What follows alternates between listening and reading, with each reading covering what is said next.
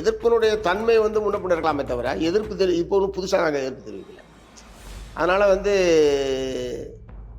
ஒரே நேரத்தில் வருது. இப்போ நீங்கள் சொன்ன மாதிரி விடுதலை சிறுத்தைகள், அப்புறம் வேல்முருகன், இந்த மாதிரி இதெல்லாம் சொல்கிறீங்க. அண்ணா பல்கலைக்கழக விஷயத்தை பொறுத்த வரைக்கும் நாங்கள் அதில் இருக்கிற முக்கியமான பிரச்சனை என்பது, புகார் வந்தது, உடனடியாக நம்முடைய எஸ்எஃப்ஐ பாதசங்கள்லாம் உடனடியாக போராட்டம் நடத்துனாங்க, உடனடியாக எஃப்ஐஆர் போட்டாங்க, உடனடியாக அந்த குற்றவாளி என்பது கைது செய்யப்பட்டான்.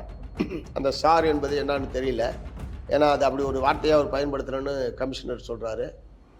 இப்போ அதிமுக யார் அந்த சார்ன்ற ஒரு பிரச்சனையை மட்டுமே வச்சுக்கிட்டு கடந்த ஒரு மாத காலமாக அந்த போராட்டத்தை அவங்க நடத்திட்டு இருக்காங்க.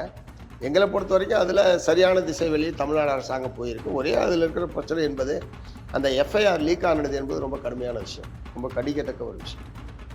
பாலியல் வன்கொடுமையை விட அது ரொம்ப மோசமானது. ஒரு பொண்ணு பாதிக்கப்பட்டால் முடிஞ்சு போச்சு, வழக்கு நடக்குது, இது நடக்குது வேறு. அதை சோஷியல் மீடியாவில் அந்த எஃப்ஐஆர் எடுத்து போட்டு அம்பலப்படுத்துறது என்பது அயோக்கியத்தனமான ஒரு காரியம், எவன் பண்ணியிருந்தாலும். அப்புறம் கடைசியாக மத்திய தகவல் ஆணையம் எங்களுடைய டெக்னிக்கல் எரர் அப்படின்னு சொல்லி அவன் சொல்லியிருக்கான். அதை நாங்கள் ஏற்றுக்கல. ஏன்னா இந்த ஐபிசிலேருந்து பிஎன்எஸ்க்கு மாற்றினது என்பது ஜூலையிலேயே ஆரம்பிச்சிச்சு. 6 மாதமாக அது நடைமுறையில் இருக்குது. 6 மாதமாக ஒரு எஃப்ஐஆர் கூட லீக் ஆகலை. இது மட்டும் எப்படி லீக் ஆகுது? அப்போ வேணுமுனே எவனோ லீக் பண்ணியிருக்கான்றதான் எங்களுடைய இது. தொழில்நுட்ப கோளாறுனா ஏன் 6 மாதமாக இந்த தொழில்நுட்ப கோளாறு நடக்கலை? ஸோ அதனால் அது உட்பட விசாரணை வளையத்துக்குள் கொண்டு வர வேண்டும் என்கிற மாதிரி தான் நேற்று தமிழ்நாடு சட்டமன்றத்தில் உட்பட மார்க்சிஸ்ட் கம்யூனிஸ்ட் கட்சியுடைய சட்டமன்ற உட்பட நாகை மாலி அவர்கள் பேசியிருக்கிறார்கள். அதனால் அது உட்பட விசாரிக்கப்படலாம்.